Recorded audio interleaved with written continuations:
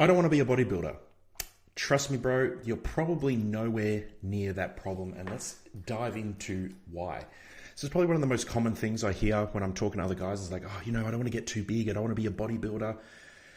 And every time I hear it, I'm just like, yes, you do. You just don't want to live the lifestyle of a hardcore bodybuilder, which is completely understandable, as there is quite a lot of sacrifice needed to get to an insane level of jackedness.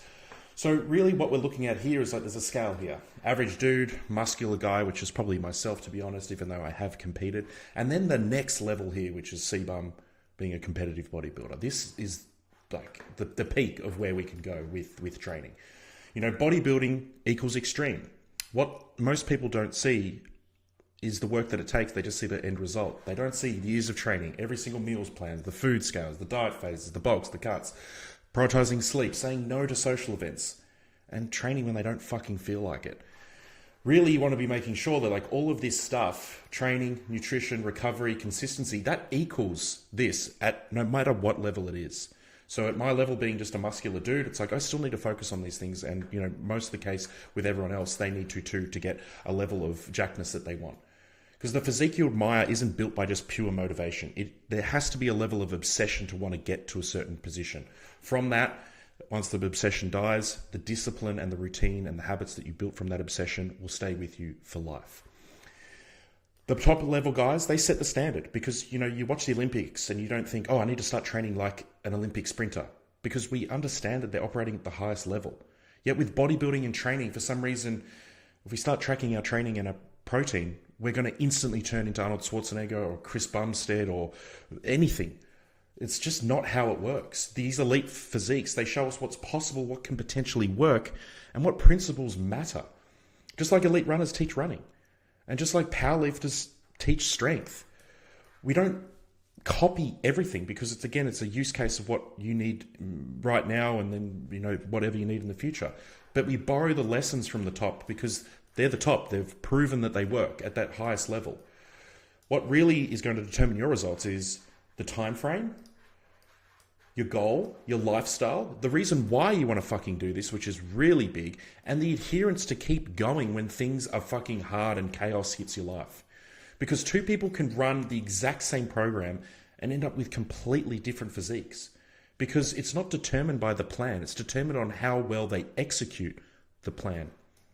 Because, this can be the factors that contribute to the result you get. You could be a father of two, a shift worker, a single 22-year-old just banging chicks and banging weights. Or you go to the extreme and you want to be a competitive bodybuilder.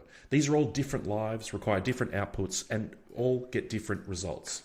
This is why it's important to train in seasons, in my opinion.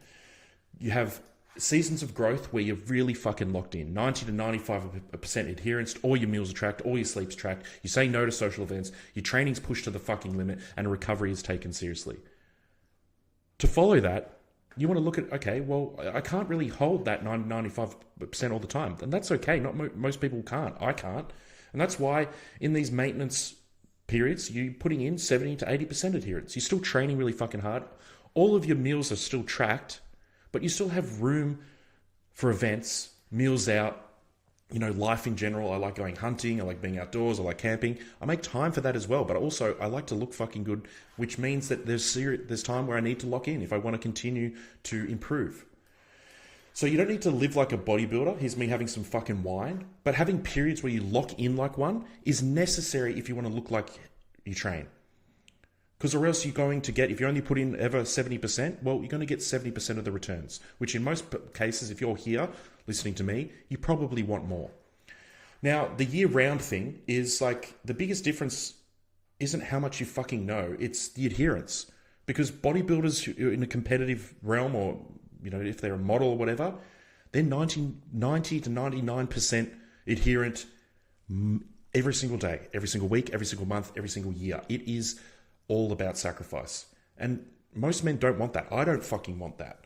But also at the same time, I love pushing progress and I love seeing the result. And I really do want to see progress in my physique. But also at the same time, myself included, we've got a family, you've got businesses, you've got holidays, you've got real life to deal with. You probably aren't in a position to be like, okay, I'm going to throw everything into this and become a competitive bodybuilder.